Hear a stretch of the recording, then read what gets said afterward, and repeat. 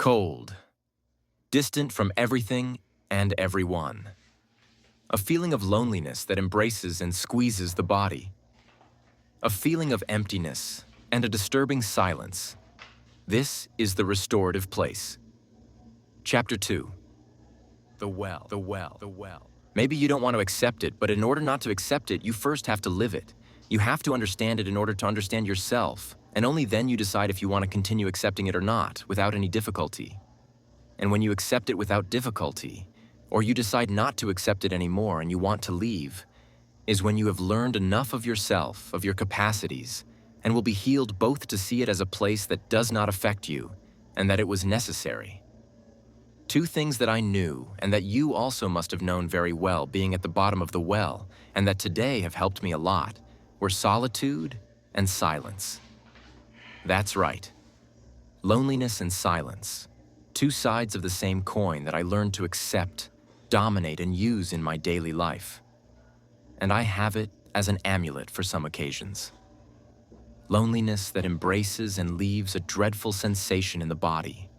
Being alone. Opening the door of where you live and not having someone waiting for you. Accompanied by that silence in the emptiness of your home.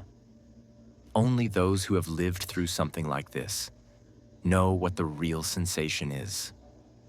And yes, at first it hurts. Even more so if you were used to having happy hearts by your side. Once you learn to live with it, you learn to accept, overcome, never forget. Because as I said, in certain moments I use both. Yes, today, having spent time alone at the bottom of the well, I learned to respect them and use them at certain times, such as when I want to go for a walk or run alone, or even go out somewhere, be it an event, a bar, whatever, where there is an accumulation of people. I know that going out alone no longer affects me, and I don't mind going out in company. As for silence, nowadays I use it to look inside myself for some answers that I need.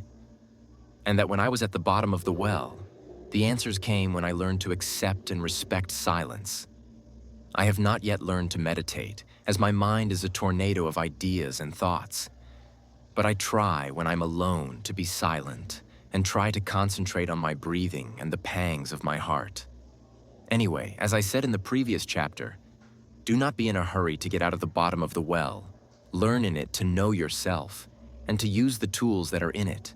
Because when you decide to get out, you will take them with you to remember the place in which you have been healed, a place from which you yourself have reinvented yourself.